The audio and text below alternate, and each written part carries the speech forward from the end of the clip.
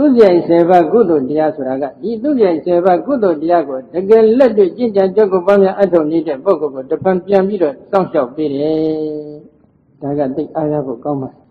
ဒီတော့ဒီသူဇိုင်တရားတွေဆိုတာကအလုံးသိကြတယ်သူဇိုင်7ပါးထဲမှာနောက်ဆုံးနံပါတ်10ဖြစ်နေတဲ့သမာဓိအဲ့ဒီသမာဓိကတော့ဒီနေရာမှာတော်တော်လေးအရာကျပါတယ်တချို့နေရာမှာတော့ကံရဲ့အကျိုးကိုသက်ဝင်ယုံကြည်နေတဲ့ကာမတက္ကရာသမာဓိကိုရည်ညွှန်းထားပါတယ်ဒီနေရာမှာကတော့သမာဓိအလုံးကိုပဲရည်ညွှန်းထားတဲ့သဘောရှိပါတယ်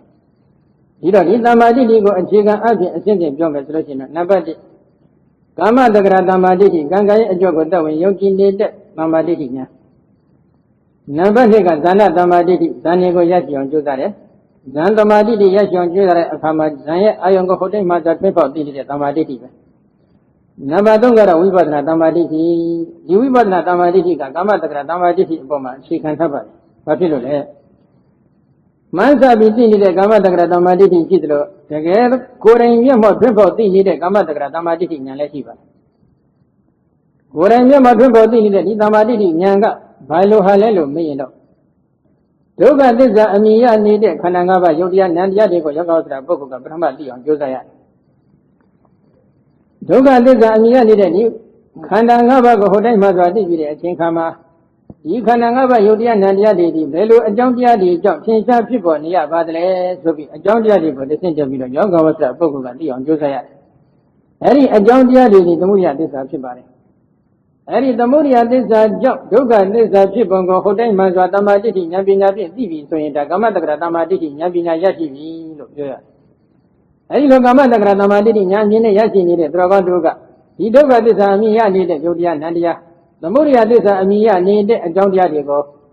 ဖြစ်ဖြစ်ပြထားကိုဉာဏ်နဲ့မြောင်းကြည့်ပြီးအနိစ္စလို့ရှုမယ်။ဖြစ်ချင်းပြချင်းဖြစ်အနိစ္စခံရတဲ့သဘောတွေကိုဉာဏ်နဲ့မြောင်းကြည့်ပြီးဒုက္ခလို့ရှုမယ်။မပြည့်စည်ပဲအကျင့်ကအခိုင်အမာနှစ်သာရအဖြစ်ကြီးတဲ့အတ္တမဟုတ်တဲ့သဘောတရားတွေကိုဉာဏ်နဲ့မြောင်းကြည့်ပြီးအနတ္တလို့ရှုမယ်။အဲဒီလိုရှုလိုက်မယ်ဆိုလို့ရှိရင်ဒီဒုက္ခသစ္စာတရားသမုဒိယသစ္စာတရားတို့ရဲ့အနိစ္စအချင်းဟာဒုက္ခအချင်းဟာအနတ္တအချင်းဟာကိုဟုတ်တိုင်းမှသာထွတ်ထွင်းသိနေတဲ့ဝိပဿနာသမာဓိဉာဏ်ကြီးပေါ်လာပြီ။အဲဒီဝိပဿနာသမာဓိကနေတစ်ဆင့်တက်ပြီးတော့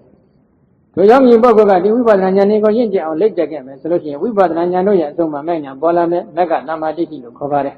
။မဲ့ညာရဲ့အခြားမဲ့မှာဘုံညာပေါ်လာမယ်ထိုဘုံညာကလည်းဖလသမာဓိလို့ခေါ်ပါတယ်။ထိုမဲ့ကသမာဓိဖလသမာဓိလို့ခေါ်ဆိုအပ်တဲ့သမာဓိဉာဏ်ကြီးကအတ္တကရတအနိစ္စနိဗ္ဗာန်ကိုလှမ်းပြီးအာယုံပြုနေပြီ။အဲဒီလိုအတ္တကရတအနိစ္စနိဗ္ဗာန်ကိုလှမ်းပြီးအာယုံယူနိုင်တဲ့အဆင့်ထိရောက်ခဲ့မယ်ဆိုရင်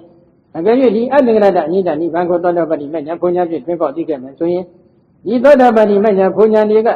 ထိုသောတာပတိမညာဘုံညာကိုမျက်မှောက်ပြုနေတဲ့သို့မဟုတ်သောတာပတိမညာဘုံညာရဲ့တရားဖြစ်တဲ့ခန္ဓာ၅ပါးလို့ပရမတ္တသစ္စာအပြင်ခေါ်တဲ့သမုဒိသစ္စာအပြင်ပုဂ္ဂိုလ်တ attva လို့ခေါ်ဆိုအပ်တဲ့ဒီတစ်ပါးကို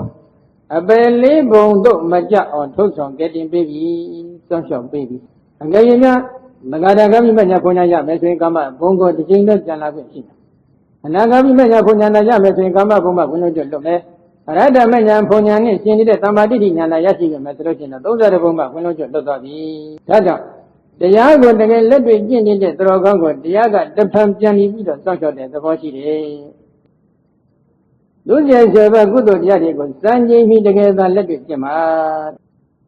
သီလသမာဓိပညာသိက္ခာ3ရပ်အလုံးအကျုံးဝင်နေပါလေစံချိန်ပြီးအောင်တော့တကယ်လက်တွေ့ကျင့်ပါဒီတရားကတရားကိုကျင့်နေတဲ့ပုဂ္ဂိုလ်ကိုတဖန်ပြန်ပြီးစောင့်ရှောက်မှာဖြစ်တယ်ကောင်းစွာဖြစ်ဖြစ်စောစောကျင့်ထားအပ်တဲ့ဒီသူကျင်စေဘကုသိုလ်တရားတွေကလူနဲ့နိဗ္ဗာန်သုံးတန်သောချမ်းသာကိုရောက်အောင်မသွေပို့ဆောင်ပေးမှလည်းဖြစ်ပါတယ်။ကောင်းစွာကျင့်ကြံကြုတ်ကိုပါများအထောက်ထားအပ်တဲ့ဒီသူရဲ့ဆေဘကုသိုလ်တရားဟာလူနဲ့နိဗ္ဗာန်သုံးတန်သောချမ်းသာကိုရောက်အောင်မသွေပို့ဆောင်ပေးနိုင်ခြင်းဆိုတဲ့ဒီသဘောတရားဒီသူရဲ့ဆေဘကုသိုလ်တရားတို့ကြောင့်ရရှိတဲ့အကျိုးအနိသင်ပဲဖြစ်ပါတယ်။ဒါကြောင့်တရားကိုတကယ်လက်တွေ့ကျင့်နေတဲ့သူတော်ကောင်းတွေဘယ်တော့မှအပေဘုံမိဒုက္ခတိကိုမလာရောက်ရပါဘူး